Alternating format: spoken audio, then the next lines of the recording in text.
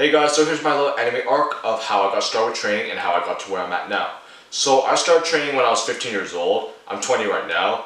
And how it happened was my gym teacher brought me to the weight room, got me to try a few things, and then I got addicted. That's basically how I got started.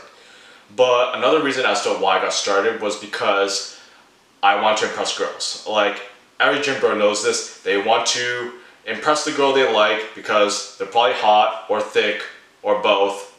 Yeah, and they want to bang. I mean, like, when you're 15 years old and you have, raging testosterone, yeah, you're pretty much gonna do anything you can to kind of get a girl. And I tried that. I ended up getting a lot more dudes flocking to me than girls, so whatever. But anyways, I started training when I was in grade 10, and up until now, I've made a lot of mistakes. So when I was in grade 10 up until grade 12, I was focused on a few things. Minimalist training, heavy strength training, body weight training, keto, and intermittent fasting. And if you know a lot of this, then you should probably also know that a lot of them were trends, okay? So in that time frame, in that year, 2015, those 5 trends were so high that pretty much anything else you would search up would just be thrown under the gutter. So yeah, I was stuck on those kind of trains that would basically lead nowhere, because I was strength training very, very hard, but I also wanted to keep my workouts too short. Like, I was training 3 hours a day, okay? But I was doing only like 3 exercises per day, well, per workout, and I was neglecting my quads a lot. So I didn't really get the kind of growth that I wanted. And along with that, I was also trying to do keto and intermittent fasting, which is not a good strategy if you want to get strong or get more growth. It's pretty stupid in my opinion now that I'm actually looking back at it. But anyways, after grade 12, I moved on to college, and for my first and second year of college, I started doing more hypertrophy work. So, more bodybuilding, bicep curls, lateral raises, calf raises, stuff like that. So I started doing more bodybuilding, and I also started trying to do Muay Thai, mixed martial arts, boxing, all that stuff. And yeah, I was borderline overtraining for a lot of the time. And I was still kind of part of that low carb group in the first year or so. But as I progressed on to, the second year and until the time I almost graduated, I started adding in carbohydrates more and more. And eventually I improved my recovery to the point where, I didn't have to worry too much about, training heavy and also having to do Muay Thai and Jiu-Jitsu and all that stuff. Because, like, yes, I might have not been getting enough sleep still. Like, I was only getting like 5-6 hours of sleep a night. But I also had, enough energy to recover from some of my workouts. So it wasn't too bad. So fast forward to, the end of my 2-year program, lockdowns happened, I graduate, and I basically tried to get my training certification from NSCA.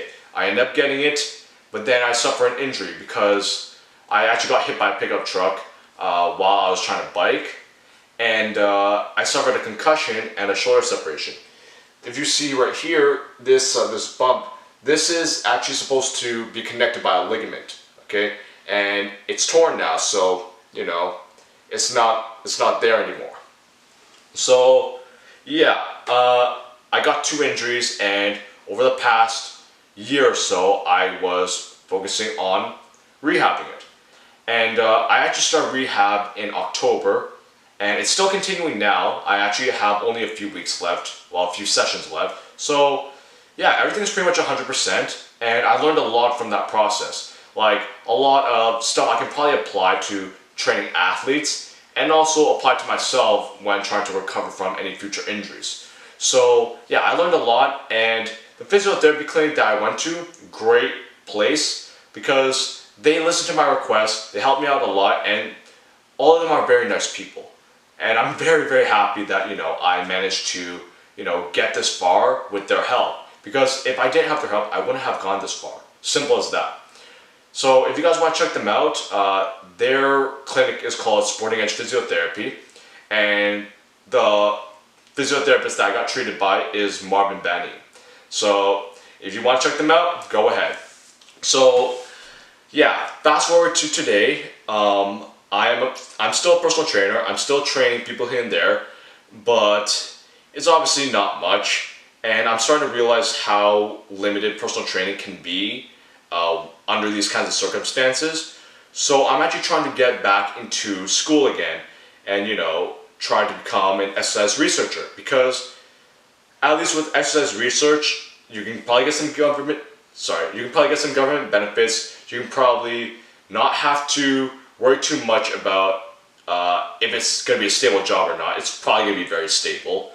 And I won't probably have to worry too much about money, because if you're getting paid by the government, okay, you're in a pretty stable spot, to be honest, at least in my opinion. So I went more towards the route, or at least I'm trying to go towards the route where I need to get more stable life. And I think going back to school and trying to, further my career would probably be a good choice. So that's what I'm doing right now. I'm trying to get back into university, because I only entered college so far. But I'm trying to get into university and trying to continue my education and get further in my life.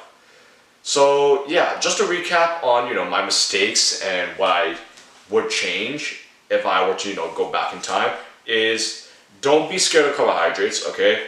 Because they are very, very beneficial. And it took a lot of people, my college professors, and a lot of people who are very, very well known in the field, to convince me that carbohydrates are very beneficial. So carbohydrates are not the devil, okay? Keep them in your diet, because they are very beneficial, okay? Second thing is, give yourself time to recover. You have to get your sleep, and you have to give your joints time to recover. And the third thing is to actually try